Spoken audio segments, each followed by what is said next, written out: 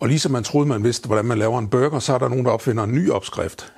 En smashburger, hvor man på den traditionelle vis, hvordan de gør det, der presser de det ned i komfur. Det er ikke så godt med metalredskaber på slipletpander og sådan noget, men jeg har udviklet en metode, der gør, at man får nøjagtigt lige så godt resultat hjemme i sit eget køkken, bare meget nemmere, og det bliver ens og perfekt hver gang.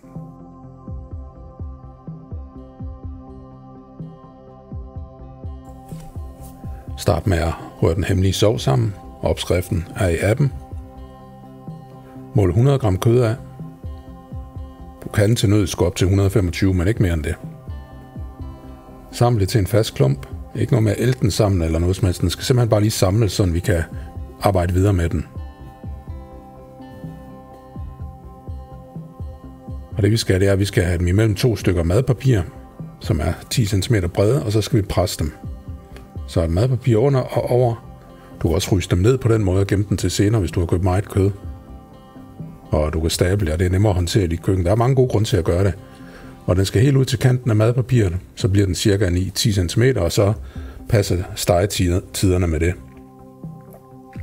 175 grader, og det er simpelthen bare til bollerne. Dem steger jeg først med indersiden nedad i krummen, så de kan suge noget smør, og så vender jeg dem. Så steger de der først.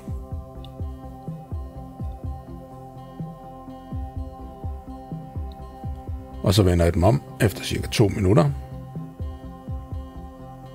Steger dem der lige så lang tid. Og så har de fået en dejlig gylden farve. Og de er klar til, at når bøfferne er færdige, og du kan også stege bøfferne imens. Så er vi klar til bøfferne. Og der skal noget knald på. 220 grader. Og jeg starter med at lægge en halv teskefuld til en teskefuld smør ind under bøffen, fordi det smelter. Når det er smeltet, så brænder det kødet mørkt. Og så sætter jeg nogle glas ovenpå, så de ikke buler, så de bliver jævn brunet. Glassene er tomme, der er ikke noget i det. Det er nok bare lige at holde dem på plads. Og så får de 2 minutter. Når de 2 minutter er gået, så vender jeg dem.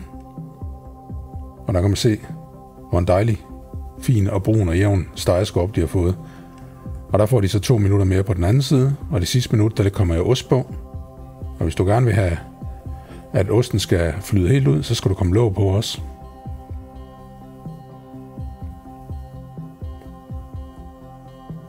Så 4 minutter i alt. 2 gange 2 minutter. Så er de perfekte.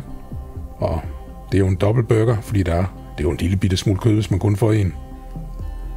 Og man kan se, dem, der ligger bagerst, der har låget været på i længere tid. Så det bestemmer man selv. Vi samler dem. Hemmelige sovs, løg, bøfferne,